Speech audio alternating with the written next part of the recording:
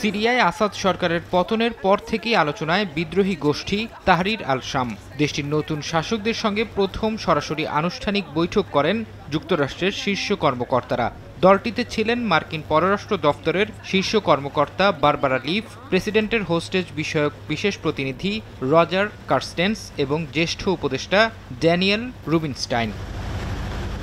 পরে বৈঠকের বিষয়ে বিবৃতি দেন বারবারা, বলেন তাহরির আল শামের প্রধান আহমেদ আল শারার সঙ্গে তাদের আলোচনা ভালো হয়েছে। দুপক্ষের বৈঠকে সিরিয়ার রাজনৈতিক পট পরিবর্তন নিয়ে আলোচনা হয়েছে বলে জানায় গণমাধ্যম আল জাজিরা। দেশটির কোনো গোষ্ঠী যেন সিরিয়া ও বহির্বিশ্বের জন্য হুমকি না হয়ে উঠতে পারে এ বিষয়ে জোর দেন যুক্তরাষ্ট্রের প্রতিনিধিরা।